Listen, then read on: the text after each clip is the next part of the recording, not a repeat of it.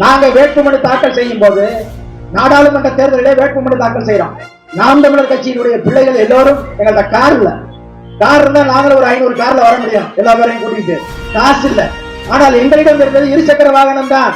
அந்த இருசக்கர வாகனங்களிலே எங்கள் கட்சியினுடைய பிள்ளைகள் எல்லோரும் வேட்பாளரோடு வந்து வேட்புமனு தாக்கல் செய்ய வேண்டும் என்று வந்தோம். உடனடியா இந்த தேர்தல் ஆணையம் என்ன செஞ்சது தெரியுமா? 250 பேர் மேல கேஸ், எங்க மாவட்ட செயலாளர், எங்க மாவட்ட தலைவர் மேல கேஸ். ஆனால் இதே இடத்தில் நேற்று உதயநிதி ஸ்டாலின் இந்த சிக்னலை மறிச்சு கிட்டத்தட்ட ஆயிரக்கணக்கான மக்களை காசு கொடுத்து ஆட்டு மாட்டு மந்தையை போல அழைத்து வந்தார். 300 ரூபாய், 400 ரூபாய், 500 ரூபாய், ஊருக்கு தகுந்த மாதிரி விலை. கொஞ்சம் விவரமா பேசினா 500, விவரம் இல்லாம பேசினா 400, இன்னும் கொஞ்சம் விவரம் இல்லாம இருந்தா 300, எதுவுமே தெரியாம சும்மா ஏறி இருந்தா 200. இப்படி காசு கொடுத்து கூட்டப்பட்ட கூட்டம் தான் அந்த கூட்டம். அந்த கூட்டத்துல சிக்னல்ல மறைச்சு 4 பக்கமும் போறதுக்கு வழி இல்லை.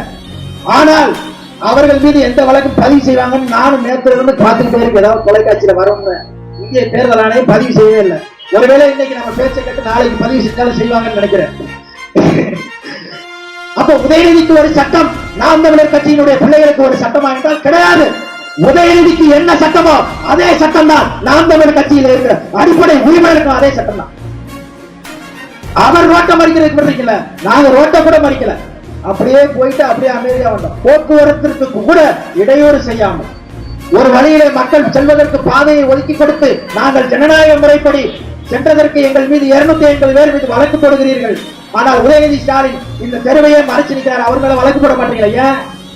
இன்னைக்கு அவர் ஆட்சியில இருக்காருன்னா நாளைக்கு நாம் தமிழர் கட்சி ஆட்சிக்கு வராத, நாம் தமிழர் கட்சி ஆட்சிக்கு வரும்ல, என் மக்களை எங்களுக்கு வாக்கு செலுத்தின ஓட்டுறா வரும்ல, வந்துதானே ஆகணும்.